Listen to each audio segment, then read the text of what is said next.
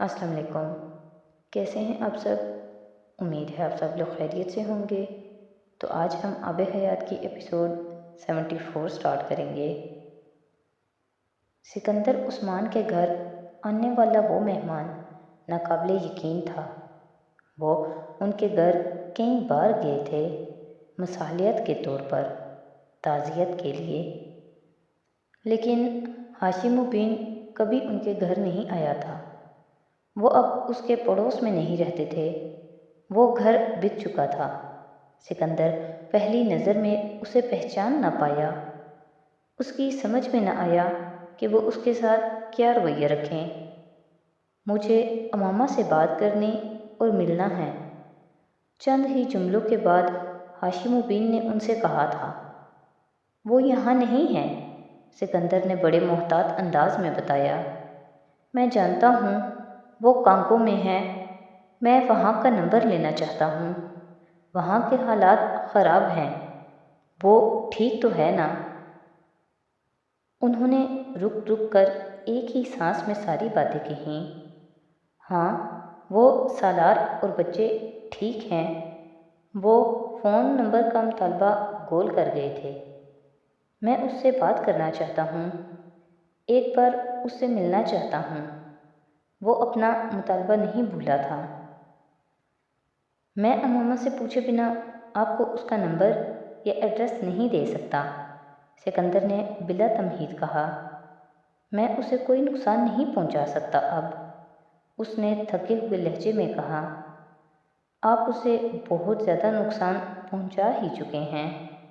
وہ اب اپنی زندگی میں سیٹ ہے، اپنے بچوں کے ساتھ بہت خوش مطمئن زندگی گزار رہی ہے۔ آپ کیوں ایک بار پھر اسے ڈسٹرب کرنا چاہتے ہیں؟ آپ کی بیٹی نے پہلے ہی آپ کی وجہ سے بہت تکلیف اٹھائی ہے۔ آپ اب اسے چھوڑ دیں، بخش دیں اسے۔ ہاشم بن کے چہرے کی جھریاں ایک دم بڑھی تھیں۔ پھر انہوں نے مدھم آواز میں کہا، میں جانتا ہوں، مجھے احساس ہے۔ سکندر عثمان بول نہ سکے۔ اسے یہ جملہ سننے کی توقع نہیں تھی۔ بس ایک آخری بار اس سے ملنا چاہتا ہوں، اس کی ایک امانت ہے، وہ دینی ہے مجھے، اور اس سے معافی مانگنی ہے۔ آپ مجھے اپنا فون نمبر اور ایڈریس دیں، میں اس سے بات کروں گا، پھر آپ سے رابطہ کروں گا۔ آپ کہاں رہتے ہیں اب؟ سکندر نے اس سے پوچھا۔ ایک اولڈ ہوم میں۔ سکندر چپ کے چپ رہ گئے۔ ہاشم بن اٹھ کھڑے ہوئے تھے۔ امامہ کو بتا دیں کہ میں نے اسلام قبول کر لیا ہے، پھر وہ مجھ سے بات ضرور کرے گی۔ اپنی نشست سے کھڑے ہوئے سکندر عثمان اگلے جملے پر دم بخود رہ گئے۔ جیکی بے اختیار ہنسی۔ جواب غیر متوقع نہیں تھا۔ کوئی مرد اس کی کشش کے سامنے نہیں ٹھہر سکتا تھا۔ او واو، گریٹ! جیکی نے شمپین کا ایک اور گھونٹ لیتے ہوئے قاتلانہ مسکراہٹ کے ساتھ اس سے کہا، میں اقرار کے تعلق پر یقین رکھتا ہوں، لیکن صرف حوروں کے ساتھ۔ اس شخص کا اگلا جملہ اس کی سمجھ میں نہیں آیا۔ حور؟ وہ کون ہے؟ اس کی سمجھ میں نہ آیا۔ سالار سکندر نے اپنے والٹ سے ایک وزٹنگ کارڈ نکال کر اس کی پشت پر پین سے کچھ لکھا اور انگلیوں کے نیچے دبائے ہوئے اسے جیکی کی طرف بڑھا دیا۔ جیکی نے عربی میں لکھا ایک جملہ دیکھا۔ یہ کیا ہے؟ میں اسے پڑھ اور سمجھ نہیں سکتی۔ اس نے کندھے اچکا کر سالار کو دیکھا، جو اب اپنے گلاس کے نیچے کچھ نوٹ دبائے ہوئے اس سے کہہ رہا تھا، میں نے تمہارے ڈرنکس کی ادائیگی کر دی ہے۔ جیکی نے انگلی اور انگوٹھے میں دبے اس کارڈ کو سالار کو دیکھا اور دوبارہ کہا، میں یہ پڑھ اور سمجھ نہیں سکتی۔ جنہوں نے آپ کو بھیجا ہے وہ پڑھ بھی لیں گے، سمجھ بھی لیں گے اور سمجھا بھی دیں گے۔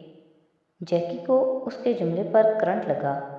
اس کی مسکراہٹ ایک دم سے غائب ہو گئی تھی۔ ایکسکیوز می، اس نے لا علمی ظاہر کرنے کی کوشش کی۔ ایکسیڈز۔ وہ مسکراتے ہوئے اٹھ کھڑا ہوا۔ CIA ہیڈ کوارٹرز میں بیٹھے ہوٹل کے کمرے کو کانٹیکٹ کر کے اور خفیہ کیمرے اور مائکرو فون کی مدد سے گفتگو سنتے ان 5 لوگوں کو پسینہ آیا۔ انہوں نے بے اختیار ایک دوسرے کو دیکھا اور اس شخص کو گالی دی تھی۔ وہ اس شخص کو پیش کیا جانے والا خراج تحسین تھا۔ وہ اس پھندے سے بچ کر نکلنے والا پہلا مرد تھا۔ اس کارڈ پر کیا لکھا ہے؟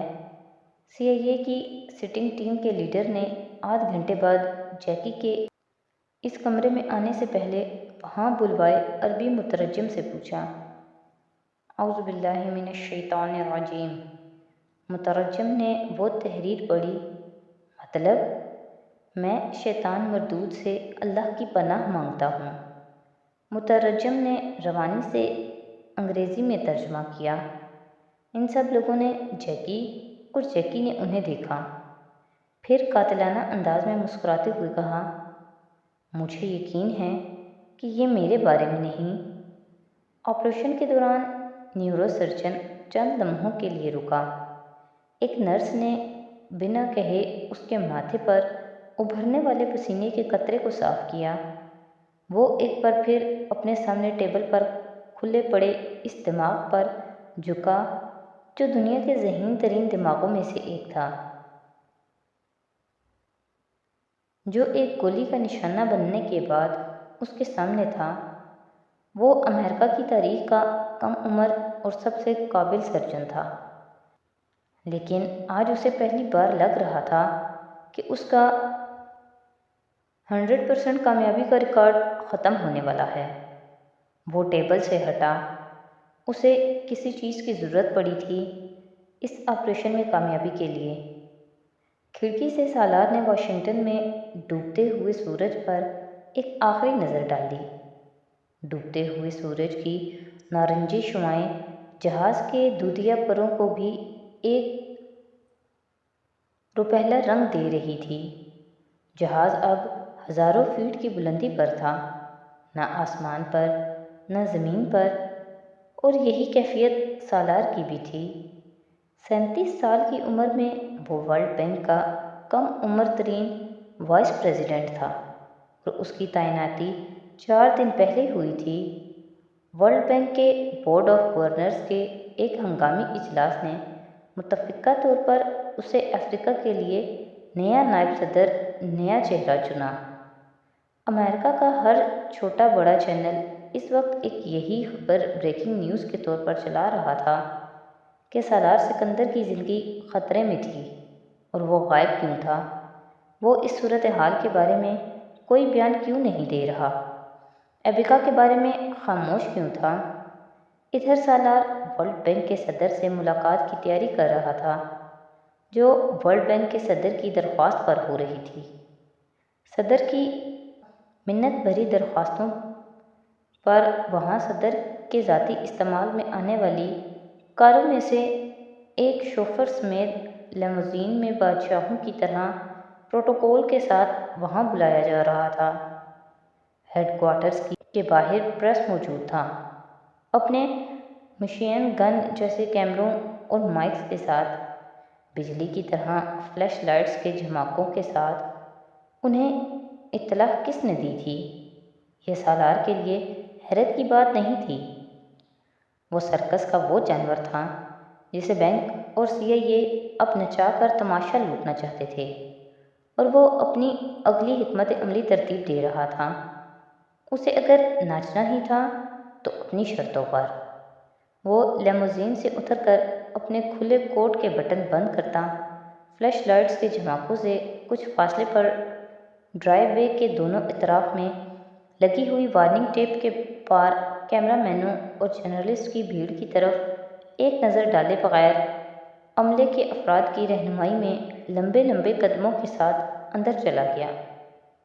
کچھ نئے لوگوں کے علاوہ بورڈ روم میں وہ لوگ موجود تھے جس سے وہ کچھ دن پہلے بھی ملا تھا، لیکن اب سب کچھ بدل چکا تھا۔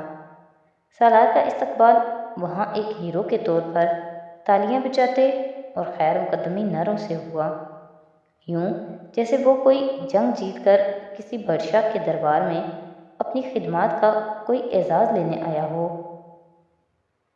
سب کے چہروں پر مسکراہٹیں اور نرمی تھی، آنکھوں میں ستائش اور ہونٹوں پر داد و تحسین۔ سالار سکندر صرف یہ سمجھنے سے قاصر تھا کہ وہ کر کے کیا آیا تھا جس کے لیے ایسا استقبال کیا گیا۔ میز پر صدر کی سیٹ کے دائیں جانب پہلی نشست پر اسے بٹھایا گیا۔ اس کی آمد کے 5 منٹ بعد ورلڈ بینک کا صدر بورڈ روم میں آ گیا۔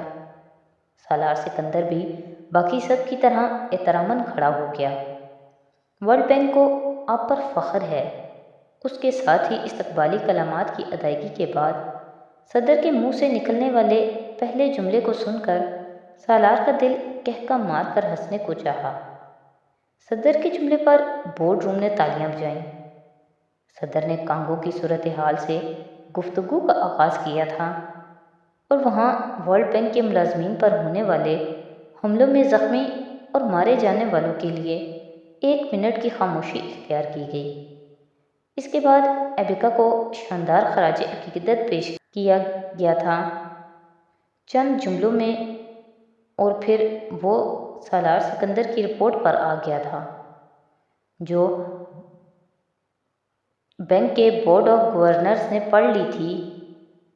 نہ صرف پڑھ لی تھی بلکہ اس رپورٹ کی تمام سفارشات کو مانتے ہوئے ایک انکوائری کمیشن تشکیل دیا تھا۔ سالار سکندر نہ حیران ہوا تھا نہ متاثر۔ اسے اندازہ تھا ورلڈ بینک اس سے کم میں کانگو میں داخل نہیں ہو سکتا۔ انہیں اب وہ پروجیکٹ ختم کرنا ہی تھا۔ وہ خاموشی سے صدر کی گفتگو سنتا رہا اور گفتگو کے اختتام پر سالار سکندر کو دی جانے والی نئی ذمہ داریوں کا اعلان کیا۔ بورڈ روم میں بجتی تالیوں کے ساتھ وہ بے تاثر چہرے کے ساتھ اپنی بے وقت خدمات کے صلے میں ملنے والے اہم ترین عہدے کی قدر و قیمت کا اندازہ لگا رہا تھا۔ سالار کو وہاں بیٹھے ایسا لگ رہا تھا جیسے وہ دنیا کے طاقتور ترین مالیاتی ادارے کے ہیڈ کوارٹرز میں نہیں، کسی گھٹیا تھیٹر میں چلنے والے مزاحیہ ڈرامے کے سامنے بیٹھا ہے جس میں ہر ایکٹر اوور ایکٹنگ کر رہا تھا۔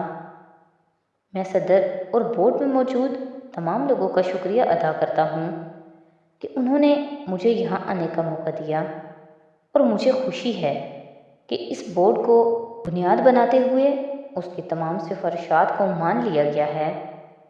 مجھے امید ہے اس قدم کے اٹھانے سے ورلڈ بینک کو ایک بار پھر کانگو میں اپنی ساکھ بحال کرنے میں مدد ملے گی۔ سالار نے بہت مختصر بات کی تھی، ٹو دی پوائنٹ، پروفیشنل جذباتیت کے بغیر، اور اسی دو ٹوک انداز میں جس کے لیے وہ مشہور تھا۔ میں شکر گزار ہوں کہ ورلڈ بینک اور بورڈ آف گورنرز نے مجھے نائب صدر کے لیے منتخب کیا ہے، لیکن میں اپنی ذاتی مصروفیات کی وجہ سے یہ عہدہ سنبھال نہیں پاؤں گا۔ مجھے یقین ہے بینک کی ٹیم میں اس عہدے کے لیے مجھ سے زیادہ موزوں لوگ موجود ہیں۔ صدر نے بے یقینی سے اپنی نشست پر پہلو بدلا۔ اسے اپنی ساکھ بچانا تھی اور یہ کام اس وقت صرف سالار کر سکتا تھا۔ میٹنگ اس کے بعد ختم ہوئی اور اس کے بعد سالار ورلڈ بینک کے صدر سے اکیلے میں ملا تھا۔ وہاں کا ماحول کچھ اور تھا اور باتیں بھی۔